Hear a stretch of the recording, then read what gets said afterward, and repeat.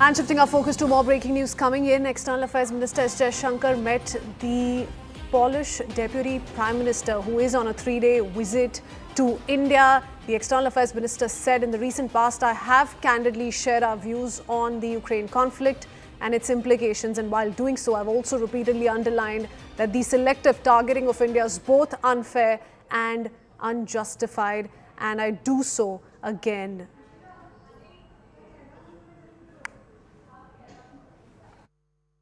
In recent past, both in New York last September and in Paris this January, I have candidly shared our views on the Ukraine conflict and its implications.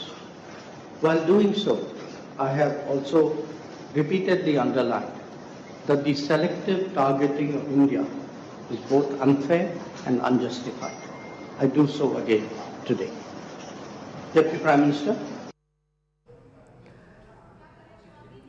CNN News 18's Akanksha Swaroop joins us with more. Akanksha, give us more context to this, because in the past we've seen President Donald Trump, several other global leaders pin the blame onto India, so much so that they've blamed India for as main funders of the Ukraine war. But in what context was the External Affairs Minister raising this with the Deputy Prime Minister of Poland as he's on a 3-day visit to India?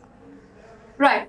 So important to understand that Radoslaw Sikorski, who's the Deputy Prime Minister of Poland and the Foreign Minister as well, is in India. He was, prior to his visit to the national capital and in that meeting with the External Affairs Minister, he was hosted at the Jaipur Literature Festival, where the Deputy Prime Minister also delivered comments or in fact presided over a session on the Russia-Ukraine conflict, where he spoke about how this is not just a regional conflict, one that is actually challenging the overall security apparatus of the EU. And he's also spoken about how Poland is in fact spending over 4% of their GDP in strengthening their security apparatus, and how Russia should not be funded, especially when it comes to buying cheaper oil from Russia. He said that Russia is also using that money to aid North Korea's nuclear missile technology, and in fact, it is China that is providing them with cyber technology, even access to AI.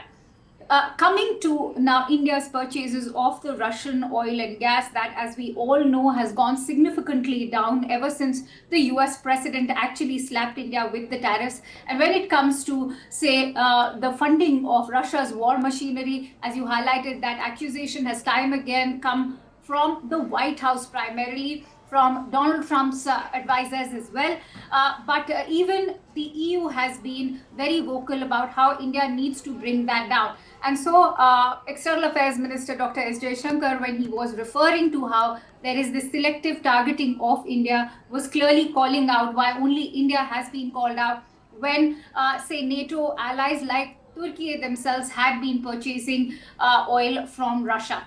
And having said that, he's also spoken about how India is not in favor of war. We as a country, going back to the times of non-alignment, have always believed in multipolarity. And so to target any nation, whether it is Russia alone, as far as the war in Ukraine is concerned, which is now, as we all know, going to complete 4 years in the month of February, Kritsveen, or even if it is to do with, say, the selective targeting of India with regards to the purchase of Russian oil and gas. Look where India is now. India is also stranded in terms of options. This is clearly a geopolitical economic tool by the Trump presidency, where they want to increase India's purchases of American oil and gas. Will India be doing so now that US will make incursions into Venezuela and perhaps rebrand the Venezuelan oil and sell it to India? But the External Affairs Minister clearly not mincing any words and making his point across to the Poland Deputy Prime Minister. Thank you for that, Akanksha. Stay on with us. There's another global development shaping up with big consequences in the near future.